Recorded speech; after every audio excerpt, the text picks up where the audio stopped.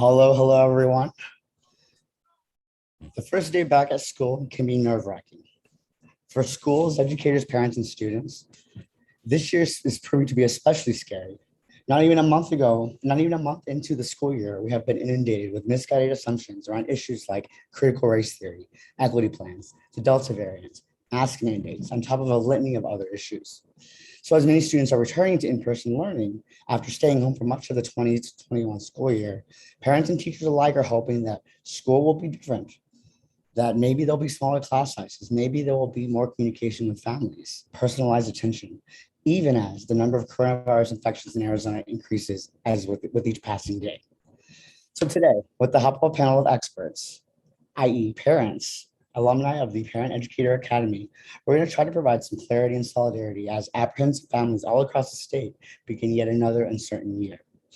Welcome to Sepas. Today is Thursday, September 2nd. My name is Danny Hernandez, and this is episode 13, Navigating Another Abnormal School Year. Sepas is a digital space where we created to advance equitable ideas and provide a productive dialogue. Through partnerships and public engagements, the series will discuss critical questions, assist data, and engage the Latinx community in issues that matter and topics that address anticipated barriers to opportunity and justice. These conversations will be thought-provoking, informative, and real, but more importantly, they'll be developed, led by, and featuring Latino voices and perspectives as a way to establish our own narrative, amplify our values, and prioritize equity, justice, and opportunity for Latinx families in Arizona. So without further ado, I'd like to introduce you to our panel. Like I mentioned, alumni of the Parent Educator Academy. First, we'll start with Irene Cervantes. Irene, do you mind telling us a little bit about yourself?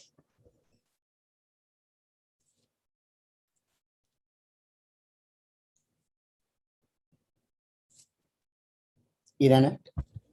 Hello. So my name is, yeah. Can you hear me? Yep. Go ahead. Okay. So I am a mom of five girls. Four of them go to Southwest Elementary School. I am full Mexican.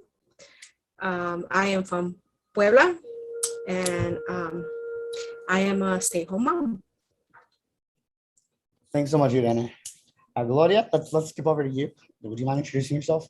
Yes, my name is Gloria Celaya. I'm a mom of five also. I have one student at Southwest, and then I have two in high school currently. One graduated and one still at home. So basically I started over, third generation US Mexican citizen, as well as some Native American background with the Honoram and Yaqui tribes. That's wonderful. Thank you both for joining us today. I've had the unique privilege of getting to know you both over the last school year, and it's been quite the school year. I am kidless. I don't have kids, and I've been able to learn so much about everything that goes into raising one, much less five that each of you have. Let's go back to last school year, starting right as the pandemic was happening. What was your first thought as the pandemic hit and things changed for the education of your kids? Gloria, let's start with you.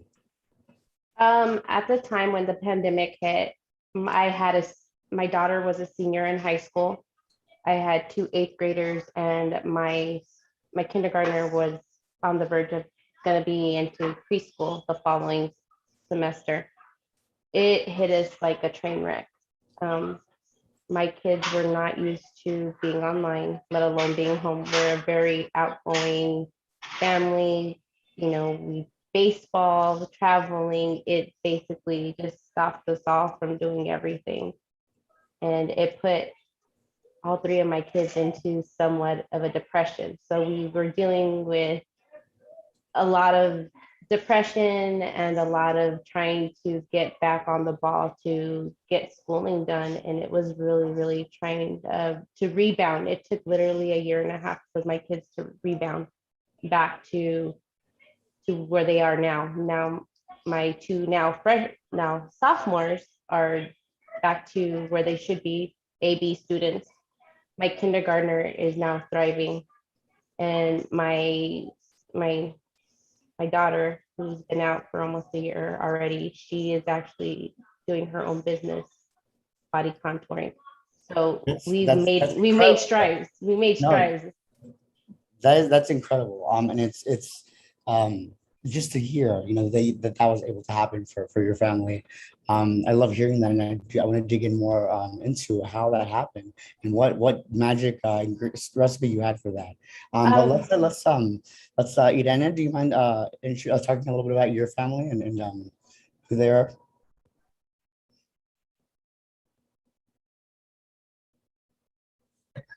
Well, my girls are little. The oldest one, she's 11. We did have a lot of anxiety at the house. It was more as in, what are we doing? I have one that has ADHD, and we couldn't keep her on the tablet. It was so hard for her to be online. It was something that I had to be with her on the side, and it was so nerve-wracking. It's like now that they're back in school, they're happy, they're more active, they don't have anxiety no more, they don't have anything. It's like, it's hard, but it's good. That's really great to hear, and I know that there are different unique situations that have allowed that to happen, that perhaps other parents don't have that type of support in their communities. And so I do want to dig into a little bit into that a little bit in just one moment.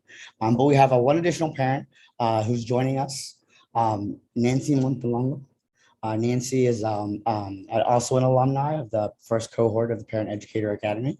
We are excited to have her as well, joining us and providing her story through the pandemic and providing advice and hopefully some clarity as to what we can do as a community to better help our kids for this current school year. Nancy, are you there? Yes, I'm here. Hi. Hey, Nancy. How are Do you? you mind introducing yourself? Yes, I'm Nancy Montalongo.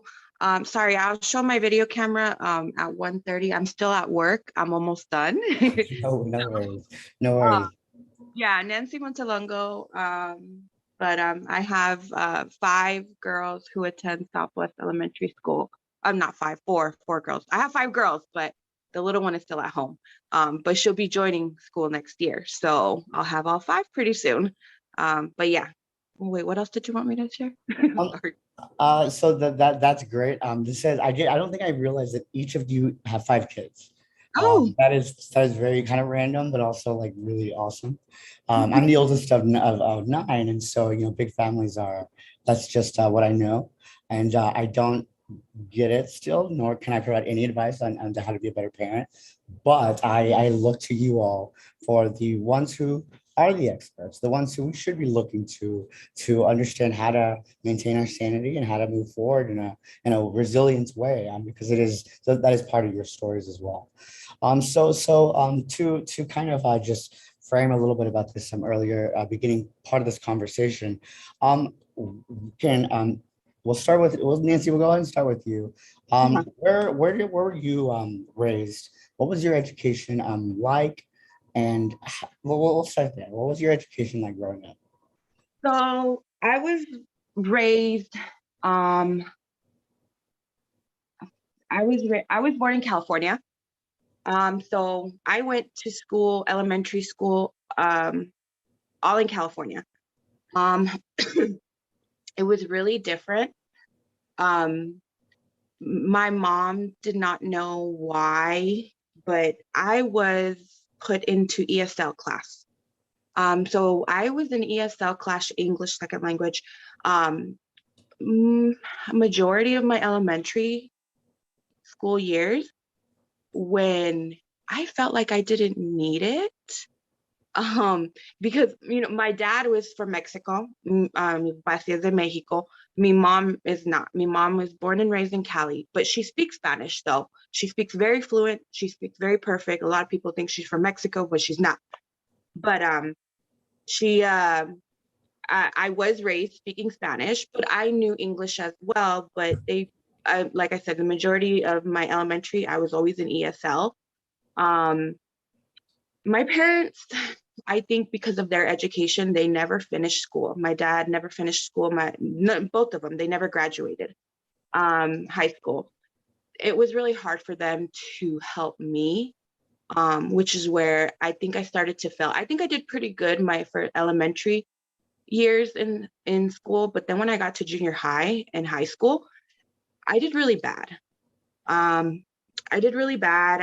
I failed a lot behind, and I don't know if a lot of it has to do with maybe because my parents, I didn't have anybody to turn to or to help or to ask for help, you know. So the remaining of my junior high and my high school years, I was raised in Utah. So I went to school in Utah. So it was very different. I was a minority. I was one of the few Hispanic kids in school at that time. Now it's not so much. Now it's very populated, very populated with Hispanics everywhere, Mexicans, just from everywhere, Latino America, everywhere. So, but I think I struggled a lot because I didn't have the resources. My parents didn't have the resources as well. You know, they didn't know what to do. I think they were afraid. I graduated though. I graduated. I worked my butt off my last senior year because I almost didn't. But it was hard. And, you know, to me, I always told myself when I have kids, I want to be involved and I want to do as much as I can, you know, to make sure that they have more options than what I did growing up. Oh, Nancy, that's you know, beautiful story, and goes to show you, you know, the type of values that exist within, you know, within our own community. Yeah. And so thank you for sharing that. Gloria, do you mind talking a little bit about your educational background? Yeah, I was born in California as well, but I was raised here all my life. I was right here as a baby. I'm actually one of nine as well, but a blended nine. So yours, mine, ours type situation. So my closest living sibling is like 16 to 17 years older. So being one of the youngest, having parents that were generationally disconnected from me growing up versus having younger parents versus my friends. I grew up a little bit more old school, old fashioned. So my values are a lot more different than a lot of my friends, a lot of my schoolmates. People thought my dad was my grandfather, so to say. Mm. The elementary school that I went to was very Hispanic and Black populated. It was a very multicultural. So there was a really good mixture in our neighborhood. Black, white, Mexican, Asian. It was great. I was in the bilingual program where non-Spanish speaking students were able to learn Spanish. So instead of ESL, we had SSL. So we were taken aside and we were taught Spanish. So it really boosted that because I was never taught that because my parents were raised in Catholic school in the 50s where they weren't allowed to speak Spanish for the sake of, hey, you're here, you have to speak English and that's it. Right. And it's so interesting that like comparison, and with both of you sharing so far, you know, like Yeah. what a difference it makes with just the perspective that knowing the language is a value add versus being a deficit, as Yeah. many times policies make it that way. And that's what your grandparents were coming, like that was their perspective. And so Yeah. So with my parents, with them being so much older, the generational gap was there. It was obviously there, you know, so I had to lean on my older siblings somewhat to kind of fill in that gap. right. But being raised in that type of a household, it kind of was humbling at the same time. So I didn't really have too much of a struggle in school. where because my mom was so focused on my little brother who had ADHD and other learning disabilities.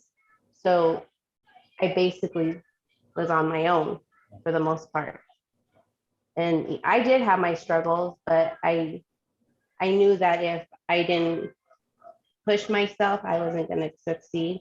So when I had my own children, you know, I needed to be there for them, and I needed to be there as a support system Right. for my kids. Yeah.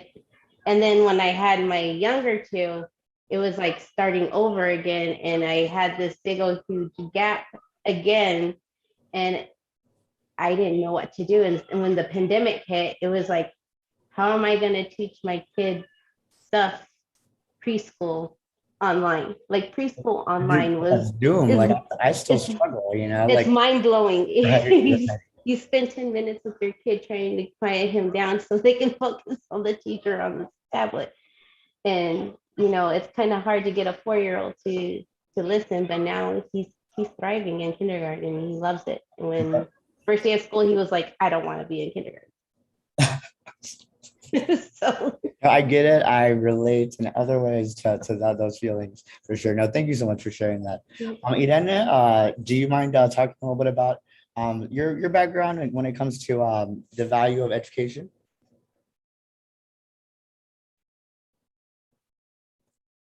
We lose you? There. Well, I grew up here in Arizona. My education started in Tempe, so I didn't get to see much of African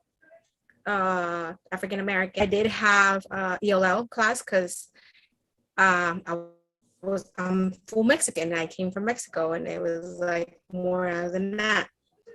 My mom, she's a single mom, so she had to work 2 jobs. I'm the youngest daughter of 4, and it was hard. It was hard because being a single mom, things that you don't know and you're trying to ask your mom hard because she doesn't know how to help, or she doesn't have any resource to go to. And we started getting resource here in Phoenix. We figured, my mom was figuring out how to get more help with me with the ELO classes, math and all of that stuff. Now it's more as in, because I didn't see my mom in my education, I want to do the best for my kids, get what my mom couldn't. Now it's like, it's a whole different process. Now that I try to help my kid from math, they don't want the answer. They want you to actually show how do you get the answer. And it's like, they want step by step. Right. And it's crazy because I didn't get to do that. It was just more as in, give me the answer. What is it? And they go by it. And it's now more as like, no, you need to show me the steps. And it's great. And there's a lot of help there. My mom, it's crazy how a language can separate so much things. A language that the help that I needed, we knew it was there, but we couldn't get it because of the language. That's so difficult to hear, and having had a similar experience knowing Spanish first and being in ESL classes and for longer than I needed to be, what that does to your psyche, even when you it's not about what language do you know or which language do you speak in. It's which language do you prefer to communicate in. And for some of us, it's various languages and it's various expressions. That's the best way we get our feelings and emotions across. And that for so many of members of our community, that was just something that was seen as a bad thing. We will be, for the rest of our lives, we'll be working to unpack that and rebuild and be proud of just having that ability. It's talent, and it's something that I hope that we're able to grow from in a way that reinforces the importance of the culture and the beauty of the language as well. But thank you all for sharing on those stories. There are a few I mean, a lot of questions, but I just want to go around and you all talked a little bit about your parents and mentioning resources and ability to access those resources. What is it? What is a resource that comes to mind when it comes to your education? That might would have been helpful had you been able to access it. Is if there's something that comes to mind. I'm just kind of curious about what each of you meant by like access to resources. And so, Vida, now let's start with you. The research that I meant, it was like, there's a program, everybody probably is familiar to it. It's Chicanos por la Causa. They help out with kids and Tempe. I remember that this lady came up to us and then she asked, are you like, would you like to be in a class where we have kids that have ESL problems or anything like that? And I was like, you need to ask my mom. They went to the house, they asked her, they said that they were going to help us with homework that we didn't understand. They help us with reading, they were going to translate it.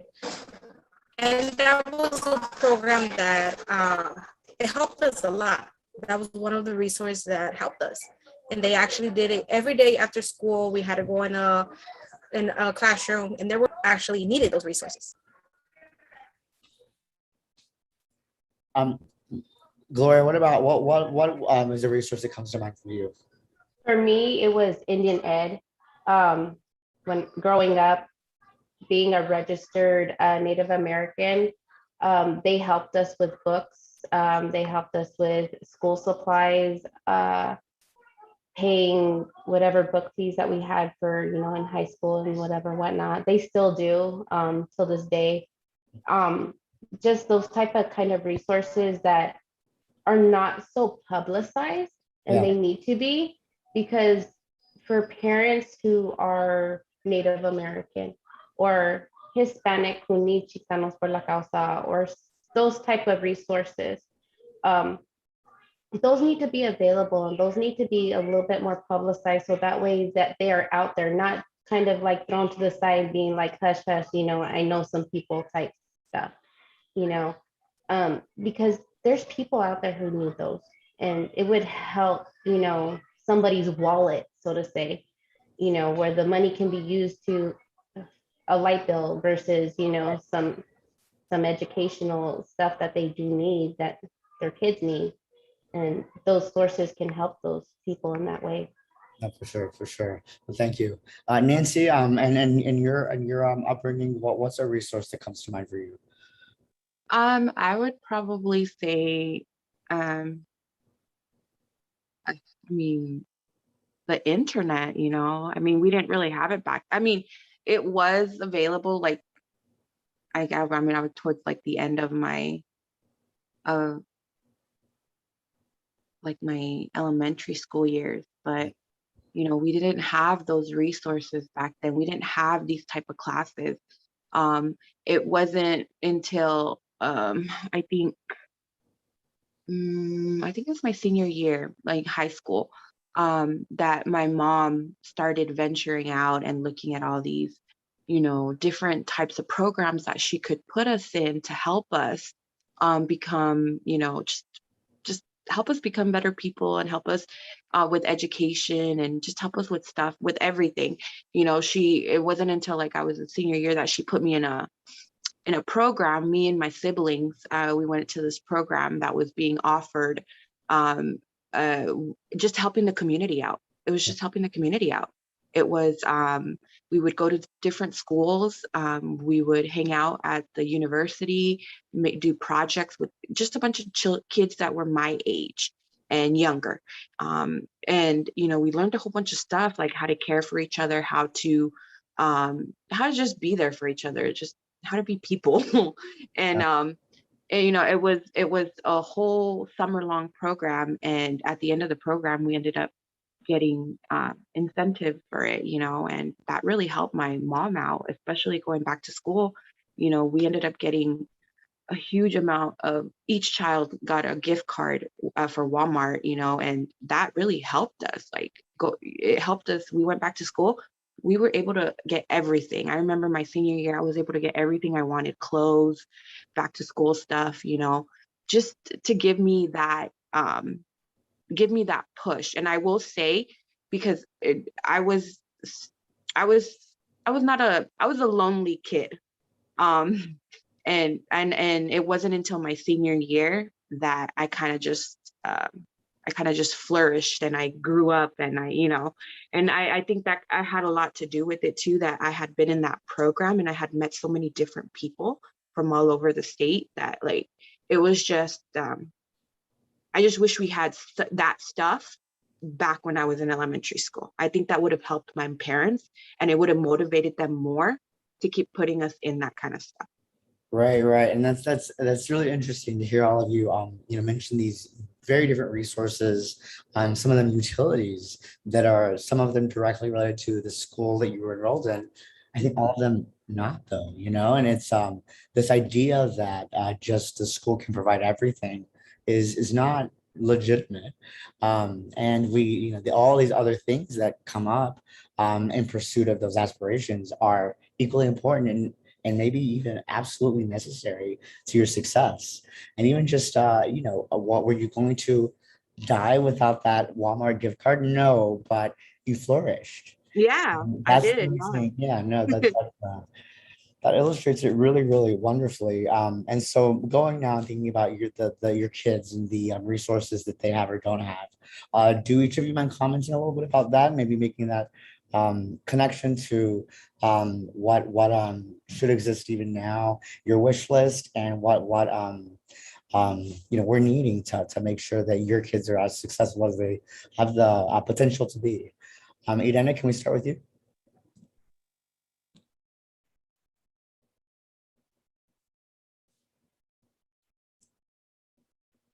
I'm sorry, curious. Yeah, no. So now thinking about your kids and the resources that they have access to or don't have access to, do you mind commenting on either one of those? And if there's things that could be useful or would be useful to making sure they're successful, what are those things, and how can what are those things that you think would be helpful? I have, like I said before, I have a girl that has ADHD. The research that I have is she has a psychologist, neurologist, and all of those together. It's called Open Heart. They do a great job with kids with ADHD or any other disability. And I really like it. My wish list, and I really do, and I tell the school frequently, is more as in they need it because they're only because they have ADHD doesn't mean that they're not smart, that they can't do it. I know they could. I know my daughter could, and I know everybody could. So it's more as in you need to get something else for people that have ADHD or any other disabilities in reading. Right, right. No, for sure. Gloria, what about you? What comes to mind? We do still have the Indian Ed. So they are still available as available resources to all Native American students. So, but of course, you have to find who that person is. Like right now, I don't know who that go-to person for the Roosevelt District is just yet. But when that time comes, when I do need that resource for my child, I'll definitely go ahead and find that person. But those type of resources I'm thankful to have. And it's just the little things that count. It could be a backpack versus a notebook, or just a book, or even just a laptop, so to say. Just the little things that we take for granted as adults, or people who can at least afford this type of stuff, and when other people can't, it does help the ones that do necessarily need it. And I'm still thankful that those resources are still there, because to be honest, I think that if they weren't, those the people that need them would definitely have like a little bit more of a struggle more than others. No, for sure, for sure. And I think that there's, we could certainly be doing a lot better, but I think you illustrated the point that we shouldn't make assumptions about what other people need and prescribe solutions to Right. problems we assume for other people. Each situation and each student is unique, and so there are ways to do little things that could be huge value adds to that experience. Thank you for that. Nancy, what comes to mind for you? Um, I would just I would say that I don't know. To me personally, I feel like these kids need more one-on-ones, more just more interaction, more, and that's what I would put on my wish list is, right now I'm having trouble with I have twins and I'm having trouble with one of my twins. She struggles a lot. And I have been more involved with her ever since, I finished the program. And ever since I started the program period, I've been trying to involve myself more with her now that I'm learning more about, how just everything is going on, everything that's going on.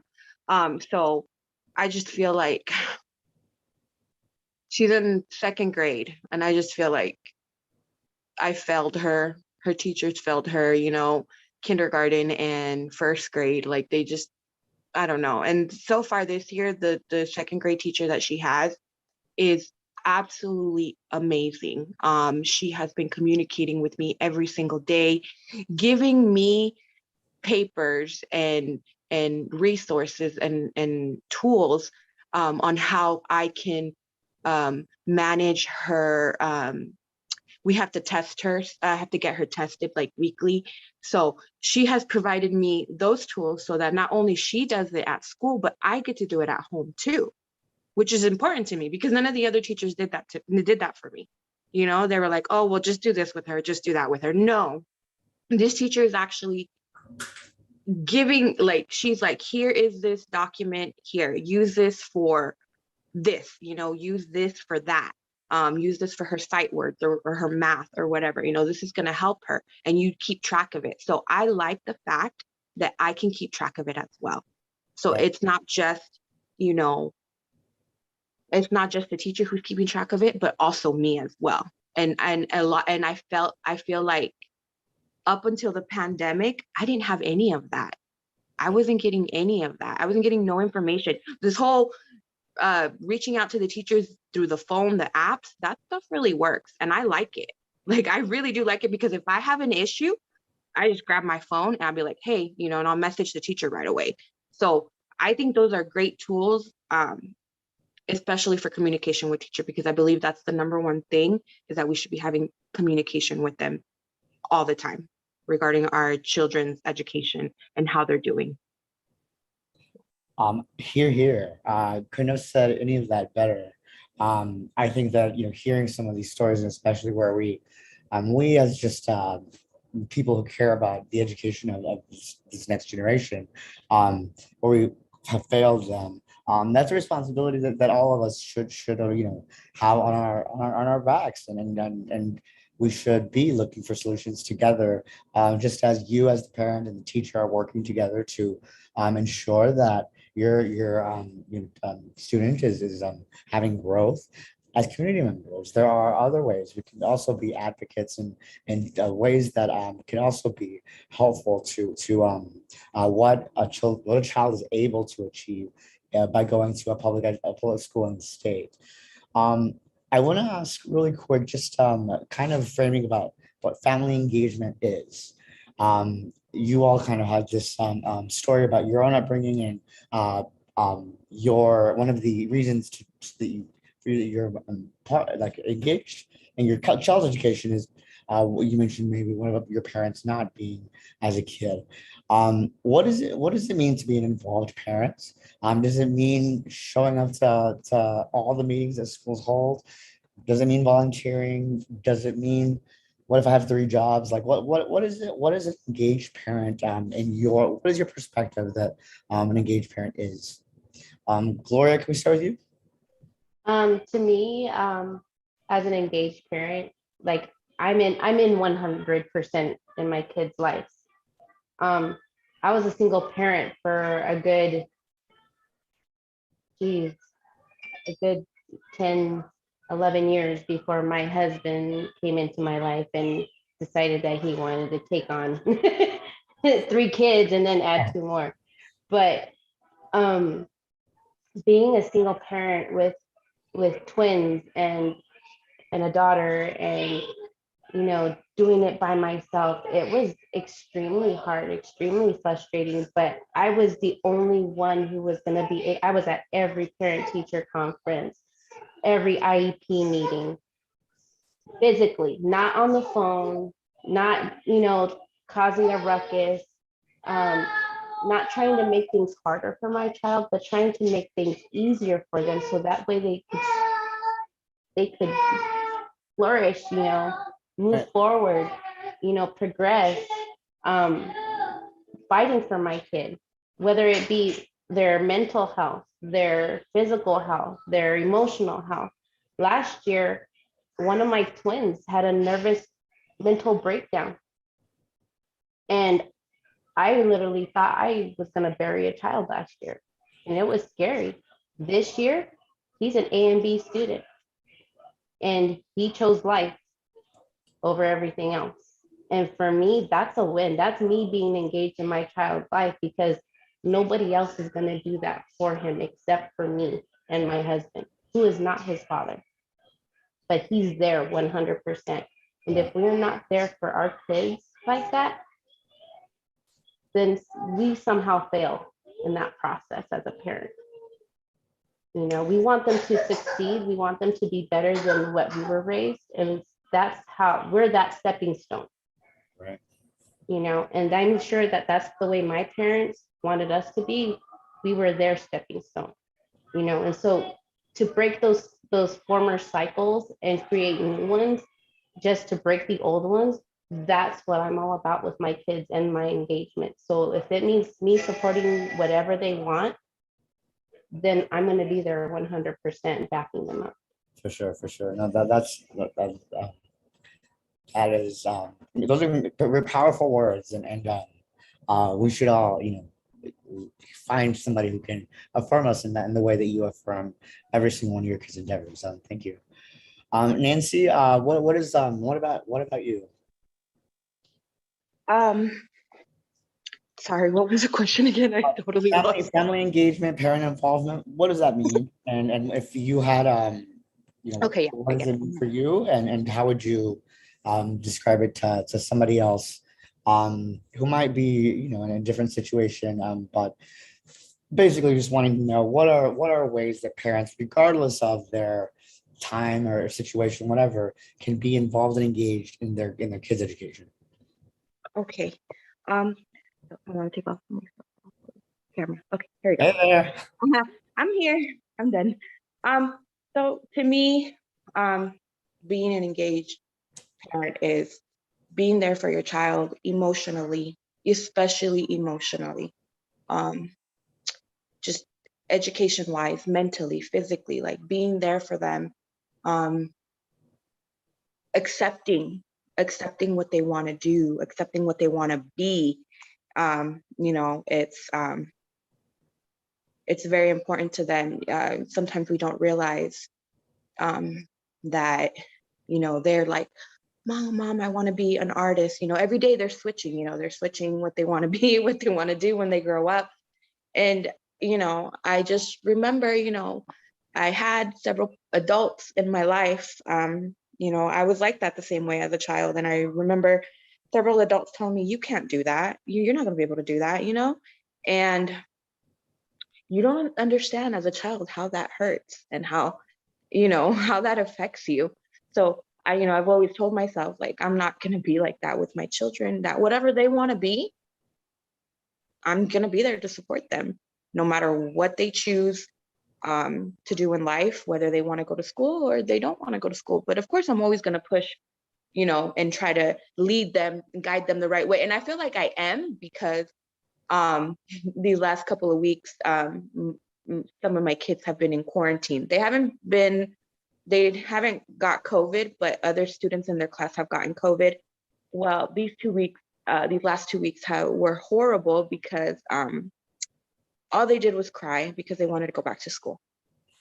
So I know that I'm doing something right by pushing them and keeping them on top of their stuff and their homework and their schoolwork. I know that I'm doing something right. And I think all I really am doing is just being a listening ear to them, and listening to their worries and listening to what they want to do, what they want to be when they grow up, and just being supportive of it all. And I think that has really made a difference, because like I said, they want to go to school. They don't want to be home, and I don't blame them. So That's I think that we underestimate the how impactful this affirmation is, and for many that have even a support system, not hearing it, you wonder if that support system is real, and doubt your abilities and count yourself out before anyone else does, and it cycles throughout your entire life. And a little bit of that is of me projecting my experience, but just somebody to say, yes, like I absolutely believe in you, and to model the value. You're modeling what is important to you, and so of course they're going to it's going to be important to them too. And so it's beautiful. Thank you. Irene, what is family engagement for you? Being able to advocate for your daughters, sons, whoever, like being there for them, being supportive for them, especially when they are confused of what they want, what their needs. And Gloria and Nancy took some of my work. We're doing good. Me as a mom, it's more as in, am I doing good? Or sometimes I question myself, is this what I want? Is this what I want for my kid? They're just going through it. It's like, yeah, I'm doing the right thing. Irene, you have plans this afternoon. What are you doing the rest of the day? Right now? At 4, what are you doing at 4? I'm sorry, what was the question? You have plans today. What are your plans this afternoon? I have a meeting. Yes. I have a meeting with the school board, the assistant principal to school board, on all this COVID, what are the steps that we're going to take, and all that stuff. Is that something you were doing a year ago, like setting up meetings to advocate for your kids' education? Is that something you've always done? No, I actually started with you, with all in the education program. Mr. Sierra put me in because he's like, I think this is going to be something that you would like. And I did, and I do like it. And it's like, this program helped me to approach teachers, to help me how not just approach and be like, hey, miss. No, actually approach them as an educational way, and tell them what's my concern and the page that a teacher has. And this wasn't something that we did last year. I did last year, no, not even, it was a year ago, the all education program with you, and it helped me a lot, and it taught me a lot of.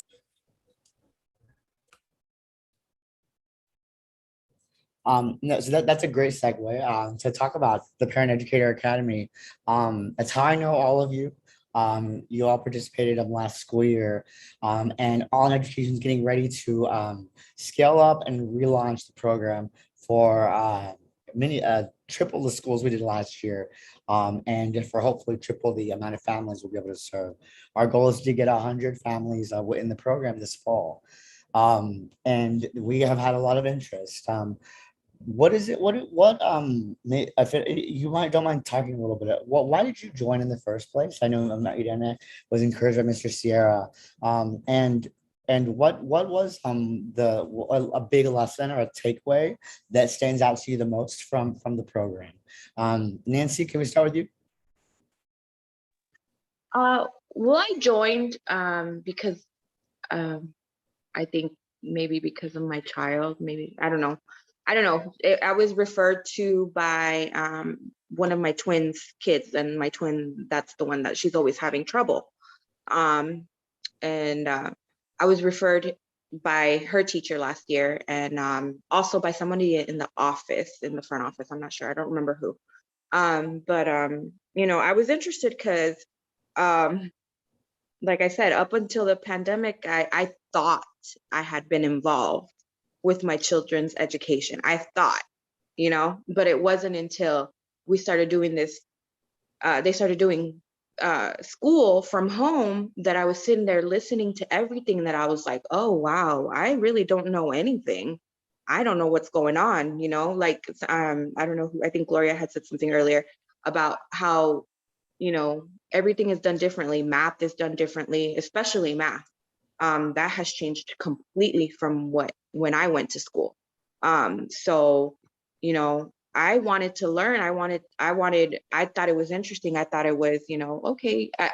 To be honest, at first when I joined, I thought it was going to be resources on how to navigate online school and stuff like that. But once I found out what it was about, how to be involved in my children's education, of course I gave it a shot, and I definitely enjoyed it. I learned a lot of stuff, met a lot of people, listened to very familiar stories like mine, that made me feel like, okay, I'm not the only one doing this by myself. There are other people out there going through the same situations as me and as my family.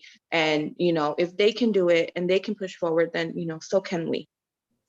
So I definitely wanted to just, and throw myself in here and learn. And I do, like I said, I feel like this year I started off real strong with my girls' education, being involved with all their homework, be involved with their teachers, going to the school, finding out what's going on. So I feel like I'm just getting, a step closer to just being a better parent and to my kids, and a better educator too, because the teachers aren't the only ones that are educating the kids, so are we. For sure, that I think just in itself should be the ad for the program. So I'm going to suggest that to the team. I know, thank you. Gloria, how do you feel?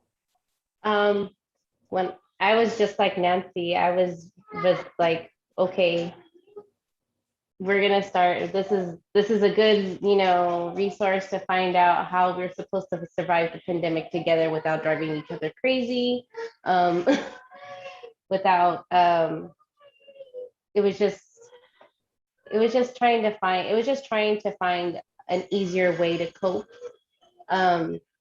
especially with having high schoolers and the preschoolers. I was on two different sides of the spectrum, so to say, starting over, and then, having the high schoolers, and it was just, it was overwhelming to say the least. And through this, and then with everything else that came along with high school, and puberty and all that great stuff that boys come with. It was all a whirlwind for me, because unlike Eden and Nancy, I have all boys at home right now. My daughter left the nest, and so I'm at home with boys. So my life is on took different route, and so it was, when you touched on stuff that I needed, it was a shock, because it came in good timing. Like identity, so to say, was one of the topics. And I'm getting goosebumps talking about it, because I had a child who was struggling with identity. And I was struggling with it and he was struggling with it. And we were trying to find a happy medium for this. And I needed to understand because I didn't understand where he was coming from or where I was coming from.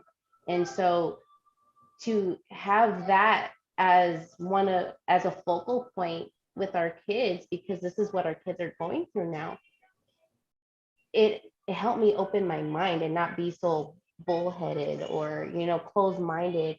It made me help understand my child a lot more, and some of the other classes that we had, on reading, I had no idea there was different types of books that that could help our kids, read better.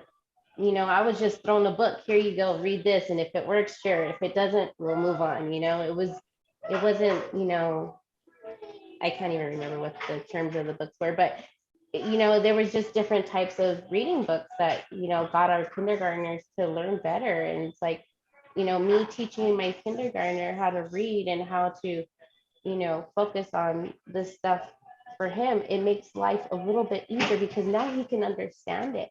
Before it was just like, I'm getting frustrated, he's getting frustrated, we're both getting frustrated, and then we're just like, oh, forget it, let's just go, have a break or something.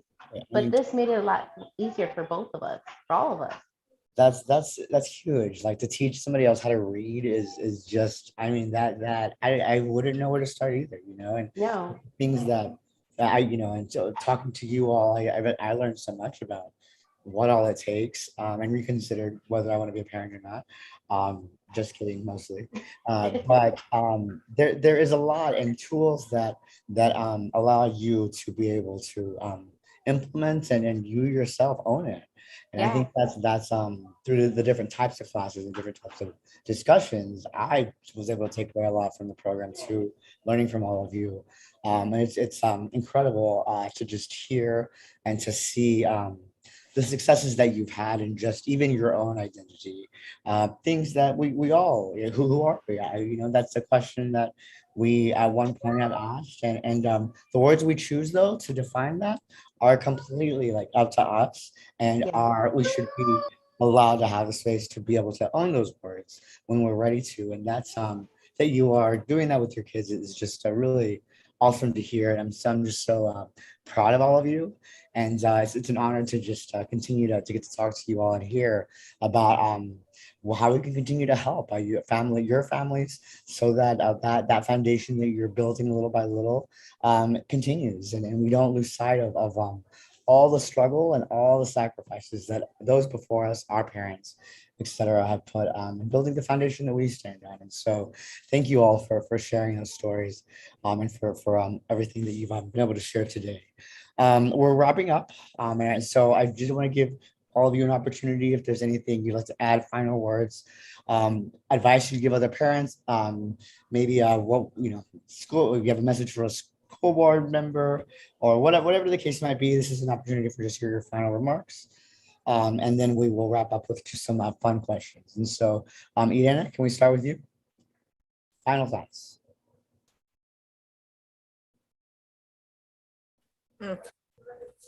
I want to thank you. I want to thank the program. I want to thank for the tablet that I got from the program.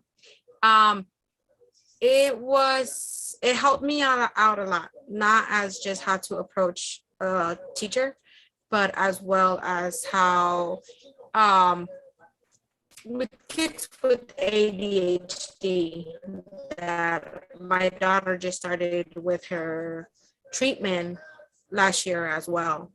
And it helped me out so much. And you guys came at the right time. Even though Mr. Sierra put me in, you guys actually came at the right time, because it was more as in, we're going to talk about education. We're going to talk about the kids' needs, the special needs, and all of that. And it's like with my daughter, I didn't know how to deal with her needs in reading. And it was awesome that you guys came. And it was awesome that as soon as you guys said about the books and how to do with it, I was like, yeah, I need to try it with you guys. And it worked good. recommend it. And I already told like probably 6 parents. I gave them the website, and I was like, they're gonna start soon. They're already sending me an email. They're everything, and the school office has it. So I was like, yeah, you guys need to get in that program. Well, thank you, and appreciate you being continue to be an advocate. Gloria, what are your final thoughts? Well, first and foremost, thank you to you and the whole All in Education PEA, because definitely blessing in disguise. You guys came in at a time where it was just like literally crisis in a lot of our homes, and it just made life a little bit easier. It kind of take the load off of our shoulders a little bit. It opened our eyes to new opportunities, and it really helped here at home.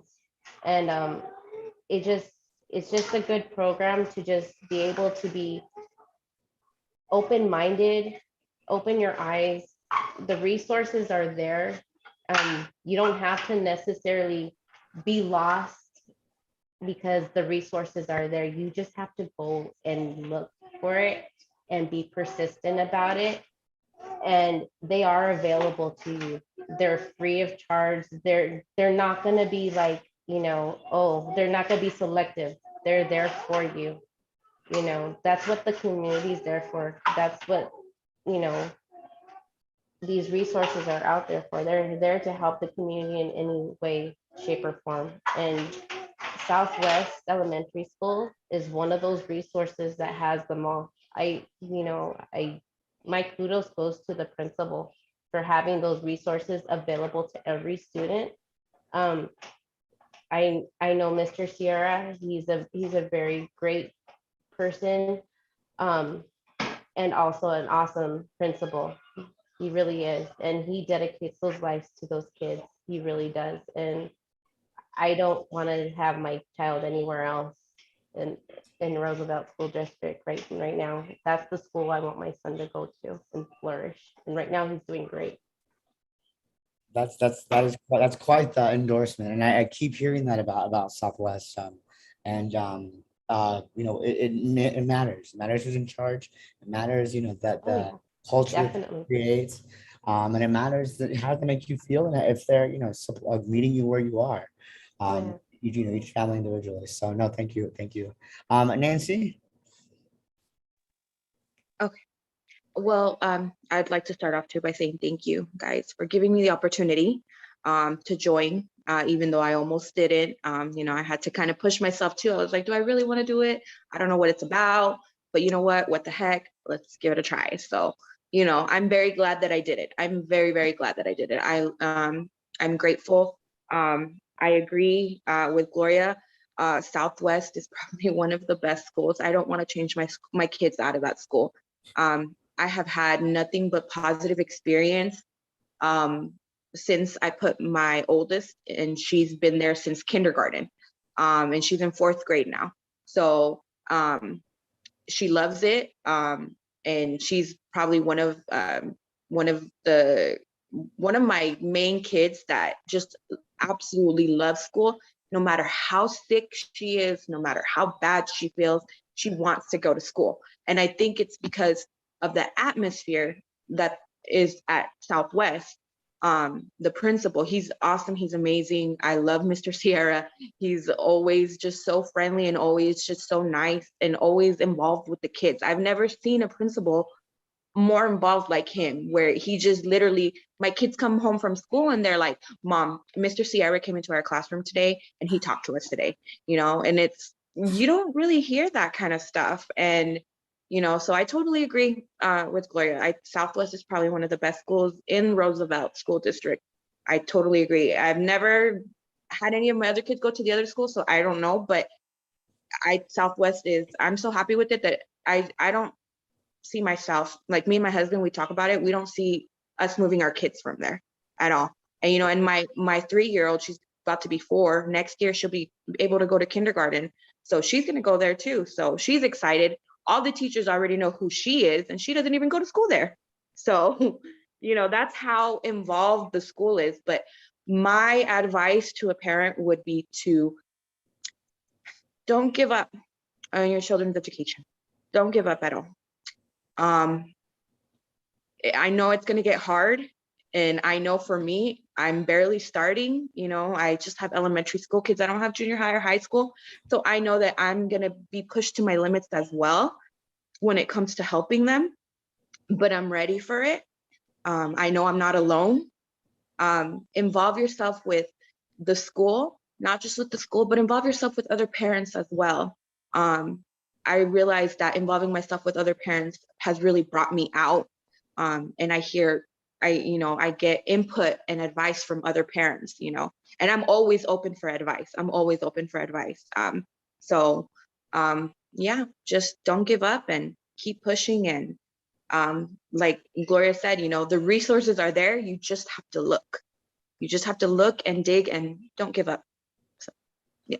Thank you. So to end, we're gonna have just one final question that we ask of our panelists, Juan Paca Sepas. So the question: imagine that All in Education is updating the infamous Loteria, i.e. Mexican bingo card, with icons and has asked you to submit a suggestion for consideration. Who or what would you suggest? Latinx cultural icon, or theme, emotion, food, whatever, and why? So whoever wants to start, go ahead.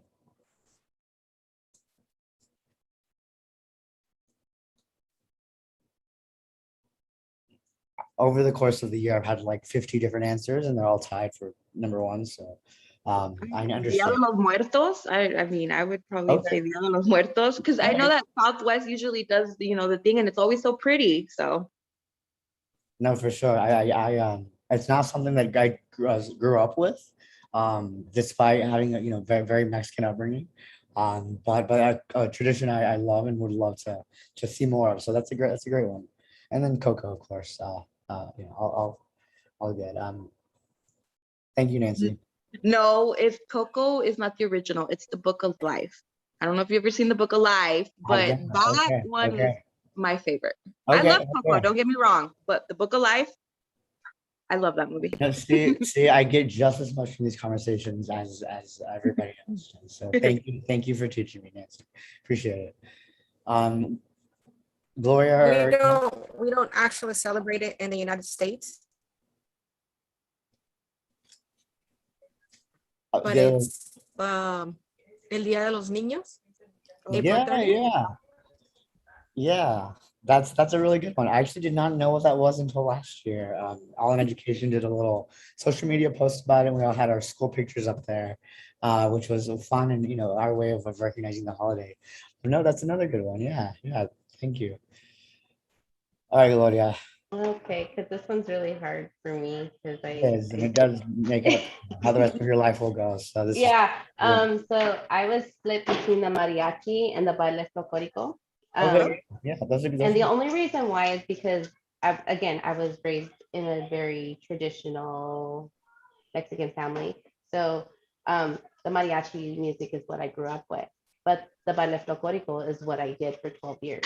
Oh, nice. So I did do Dia de los Niños and Cinco de Mayo and every type of stuff. So the cultural stuff is very heartwarming, and the history that goes behind it. So it's a lot more than just learning a dance and learning some choreography and wearing some fancy dress and headdresses. It's a whole thing. It's a whole cultural thing altogether, and it's a beautiful thing altogether. For sure. Thank you for putting that back into the conversation, the cultural aspect, which is at the heart of everything that we do. We always say the work is personal, so we take it personally, because we see our own upbringing and missteps and where things could have been a little better had we just known we weren't alone. So thank you all for not only what you provided today, but your continued commitment for making sure that our community is educated and thriving. So on behalf of All in Education, thank you all for joining us today. This has been Paca Sepas. Bye, everyone. Bye. Thank you.